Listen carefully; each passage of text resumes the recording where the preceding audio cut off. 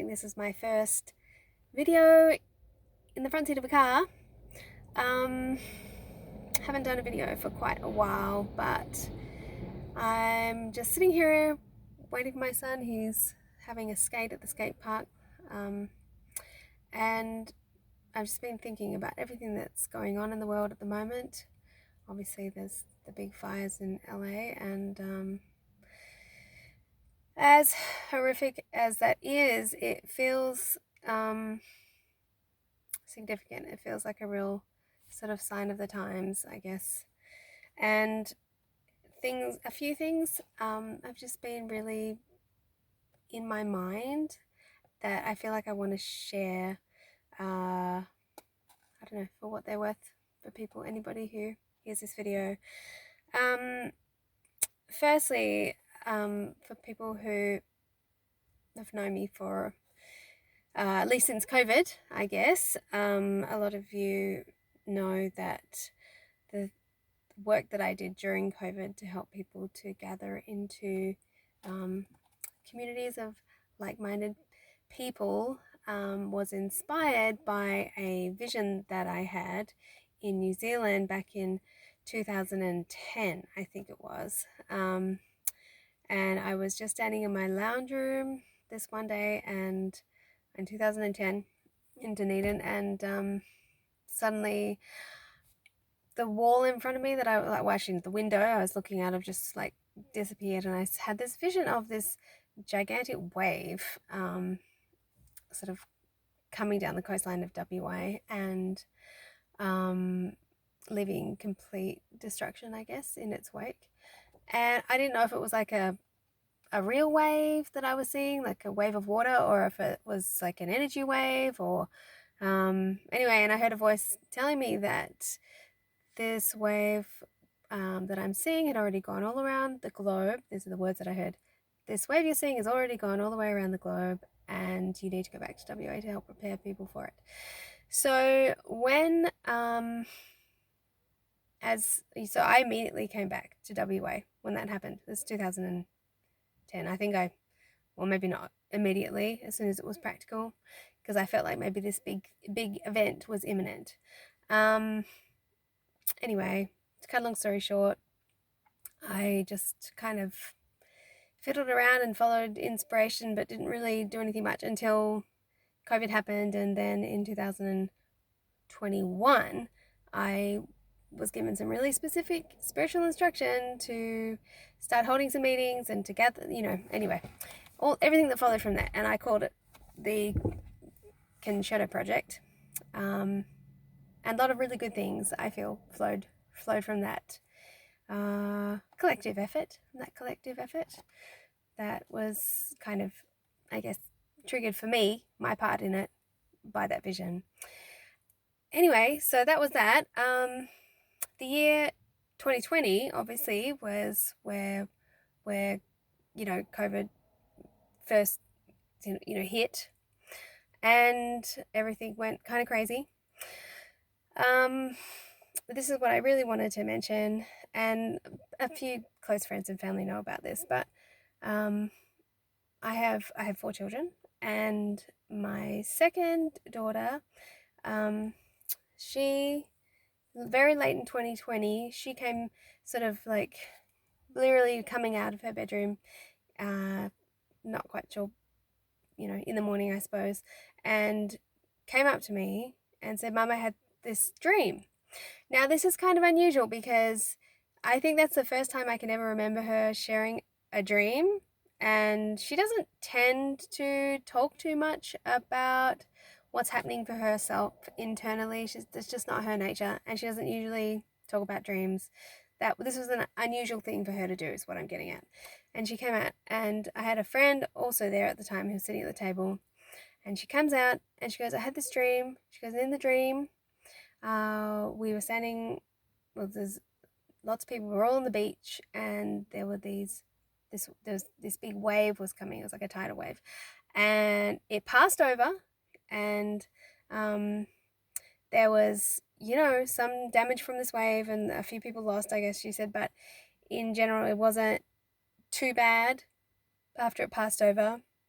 But she said, but on the horizon, I could see there was another wave coming, and it was really far away, but it was so big it made the first tidal wave that had passed over insignificant in terms of size and just how massive it was. She said it was like a giant mountain like moving, and she said it was just slowly inching towards us, and we were just watching it coming. Interestingly, she said the water was pink. She could see the wave of the water. The water of the wave that was coming on the horizon was pink. And I'll talk a little bit more about that in a minute, what I think that means. And she said, but in between these two waves, there were she could see these 4 great white sharks circling around in the water. And I remember my friend was sitting there, she said, oh, I wonder what that means. Maybe that means like 4 political leaders, or, because obviously straight away we were already making the connection of like the wave, like the COVID wave, the pandemic that we were in at the time. And so, our minds are thinking like, what could the 4 sharks mean in like global terms? But she actually just looked at us and she just said, no, the 4 sharks mean 4 years. And we're like, oh, okay. You already have the interpretation of that, okay. Anyway, and then she just walked away. Oh, no, that's right. Sorry. She said, so this big wave was coming, and she said she did see it She did see it hit in the dream. She saw it hit. And she said when it hit, she said the destruction was so much worse than the first wave. So many more people died. It was like a massive, massive catastrophe. And yeah, then she left it at that. And she said, well, that was my dream. And she wandered off. So I guess I hadn't really thought really too much about that in between times. It's only just been really lately coming into my mind. And I guess it kind of was the wildfires that triggered in LA that are happening right now that triggered my thoughts about it, because I was like, oh, well, it's been 4 years since when she had the dream and since that initial wave of COVID kind of passed over. It has been 4 years, because that was the end of 2020. And now here we are at the beginning of 2025. So it's been, we had 21, 22, 23, 24. So 4 years have passed. And here we are at the beginning of 2025. And there's a lot of big things that are happening. I mean, there was a lot of big things that have happened in between time as well. I'm not saying that, but to give some more context for my thoughts also, I did have some more sort of spiritual communication when the pandemic was happening, and then they rolled out the vaccine. And on the day that they rolled out the vaccine, I had a spiritual message come to me, and it said, this is the beginning of the wave that you saw in your vision. So this was referring to what I saw back in Dunedin in 2010. So it was the beginning of the wave. And I was like, okay, so since then I've been like, well, so what is that wave then? Is it like a wave of, and I've written about this, like sort of putting thoughts about maybe it was like the wave of, technological change, like the fourth industrial revolution, this transhumanism wave. But more and more I'm thinking about what Asha said about the wave being, in her dream, about the wave being pink. And the reason that color has significance for me these days is because last year I channeled this book. It's backwards in the video. It's called Sophia Healing the Serpent. It's the name that I ended up giving it, titling it. And in this book, I learned a lot. Like a lot of information came through. I'm not claiming it's like incredibly well written, because I just literally, like, as the thoughts were like coming into my mind, I was just literally just typing them like a crazy person. So I, punched this out in a really, really short period of time, and all of it felt like it was just information just flowing through me. First time experience channeling anything that way for me. That was really, really bizarre experience. Whole book. Anyway, and in this book, I was kind of given a big, like, the tour of, like, so when I say I, the character that sort of represented me in the book was given this massive tour of all these different metaphorical places and scenarios that taught the main character all these different things, taught me all these different things, and answered a lot of questions that I'd had in my life. But towards the end, the information was kind of bringing it back around to relevance with what's happening for the whole of humanity, not just for me in my life. And there was this repeated pattern that I was being shown, and it was about there always being like two gates that humanity had to continually pass through in different phases. And one was called the serpent gate, one was called the mirror gate. And anyway, towards the end, I was given some information, and I'm not claiming it's like true, I'm just sharing here. And I was told that the whole COVID thing was the first for this time that humanity is in. Was the first gate was the serpent gate, which is the fire gate, and then and Shu, who was my guide, said that that humanity still had to pass through the mirror gate.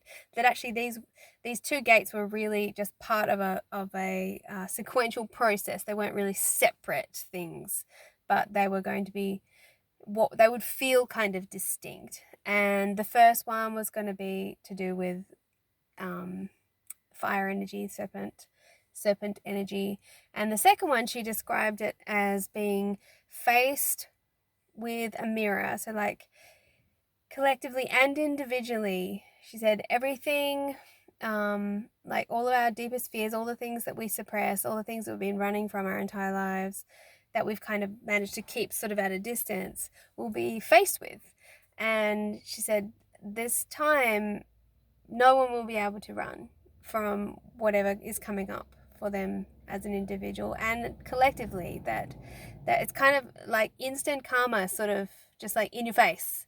And that whatever we've been putting out collectively and individually is going to be like returning to us. And this makes sense to me in the sense that we all know that we're in this process of ascension, and then the realm that we're heading into is a realm of unification and not separation, right? Where so separation consciousness and that feeling of separation will no longer exist. Like it can't exist in that higher realm that we're heading to. So we're kind of being pushed through. I like to think of it as being pushed through a sieve, where anything that isn't based on unity consciousness will literally be destroyed. Like it just won't be able to pass through that final won't be able to transition from this realm to the next if it's not based in love and a feeling of unity. So obviously that has ramifications for things in the external as well as things in the internal for all of us. And the reason my thoughts are really being triggered in this direction to really think about this again was, some people making comments about the LA fires and how it's like bad karma because, people who obviously the West and particularly America backing the destruction of Gaza, that perhaps it was bad karma. Now I'm not going to say that it is or it isn't, and I'm not putting out a particular political stance on that whole situation, but I'm just saying that those comments may sort of triggered me to think about this idea again, and that and then when I was my daughter who lives in London actually was the person who alerted me to the fact that people were saying that this was like a karmic thing happening in LA, and it reminded me of something that came through in my book. I'll see if I can find it. I should have tagged it before. And so this guide, and she was talking to me in the book, and she said this about, she was talking about different horses, like in Revelations. And she said the red horse was the plague of the fiery serpent, and its proffered cure, as promoted by the great serpent on the pole, as in like the WHO, the World Health Organization. In Revelations, the rider of the red horse takes peace from the earth and causes people to kill one another. Anyway, so the dialogue was, so you think that was fulfilled by the fact that the plague was man-made and the cure, which was also man-made, took lives as well. And she said, one might say that the sign actively continues still with the creeping expansion of socialist or red nations. The rider of the red horse carried a great sword in his hand and takes peace from the earth. This sign brings destruction wherever it rides. And then my character said, and what about the third horse, the black horse? Has that sign risen yet? And the response was this, and this is what jumped into my mind when my daughter started talking about this being karmic or just, yeah, anyway, I'll read it to you. It says, the black horse rides out from the Black Sea. He holds a pair of scales in his hands. This sign brings justice, balance to a state of greatest imbalance and injustice in your world. When it arrives, those who have created hunger will themselves become the hungry. Those who have consumed will themselves become consumed. That was the line that was in my mind about these fires. Those who have consumed. I mean, we think about wealthy people, they're the ones, or even just America in general, or just wealthy Westerners, we're the ones like doing all the consuming, right? We consume a lot on this planet. It says those who have consumed will themselves become consumed. And I was thinking of consumption, by fire is one way of being consumed. I mean, I'm not celebrating this event. I'm not saying that I think this is, well, it's fair and that this should happen. I think I hate seeing people suffer. I hate the idea of people in pain. I don't even care what kind of a person somebody is. If they're suffering, that breaks my heart. Like I don't celebrate it. I don't celebrate, and so I'm not trying to advocate for not having compassion for people. I just want to make that really clear. But I just thought that this was very interesting. The water which flows endlessly into the bottomless well will cease to fall. That was a reference actually to this well that's on the site of the fallen Twin Towers. And the nations of plenty will become barren and dry. When the waters cycling endlessly through time cease to flow, it will be as if time itself stands still. Past, present, and future are gathering themselves into one. If you want to understand the signs of the times you're in, no longer look to the future, for the future is all around you. Mankind must prepare itself for passage through the channel of chaos which lies between realms, just as the children of Israel had to pass through the Red Sea in order to leave Egypt. To survive this journey, you must release all your fear and not concern yourself about tomorrow. For if you look to tomorrow, you will see only suffering. You must learn to live and breathe only in this moment, for it is only in the present moment that you will have peace. So, I just wanted to read that little bit because I was told in my vision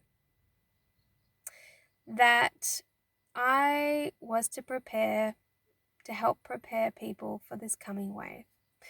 And if the wave that I saw was really the phase that we're about to enter into, where anything that, as I said, isn't based on love and unity will crumble and fall and be destroyed, be consumed, that if we're on the brink of that happening in force for the whole planet, times are going to be pretty difficult for a lot of people.